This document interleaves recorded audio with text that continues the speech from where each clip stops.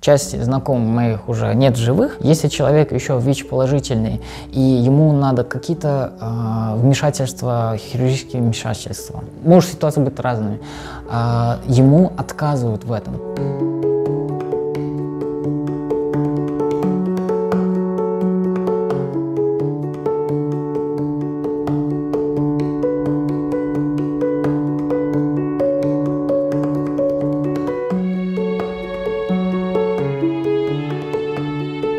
Первый мой протест это было в Берлине, и во время пришли какие-то люди, какой-то человек, я не знаю, не видел его, и начал мне просто снимать на видео. Преследования были не только в Берлине и других здесь, в Варшаве, перед зданием ОБСЕ. Были трудности в организации протеста в Париже. Первое это то, что у меня сломался телефон. У меня просто отключился телефон.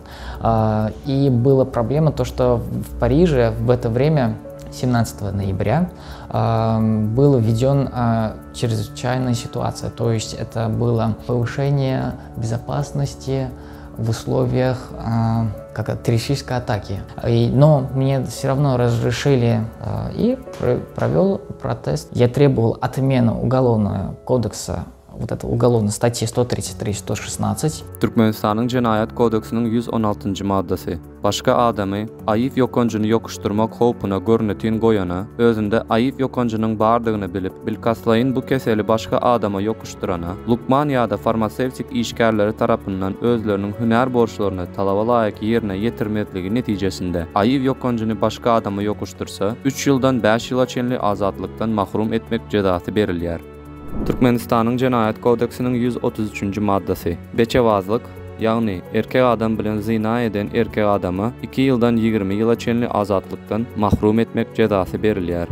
И быть голосом беззащитных и слабых, которые не смогут больше об этом говорить никогда. Это, как бы, знаешь, дополнительно унизить человека. То есть у него политические вот эти статьи, а еще чтобы унизить его, получило удовольствие, они применяют это уголовные статьи. Если у человека даже нету ВИЧ-положительного статуса, тоже они применяют.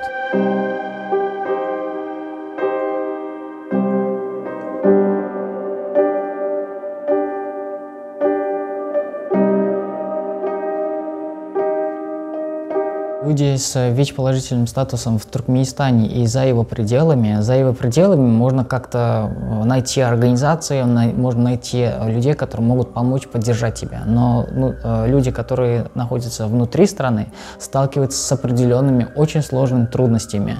Это социальная дискриминация, трудности доступа к медицинской помощи в особых случаях.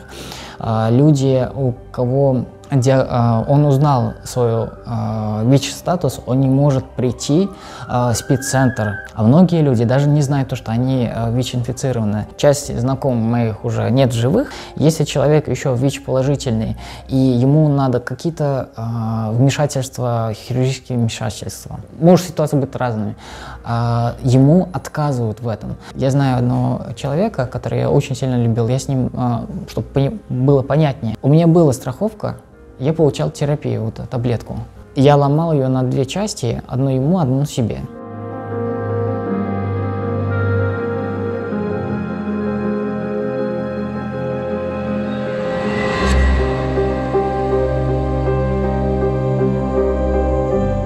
Почему? Потому что у них нелегальный статус нахождения.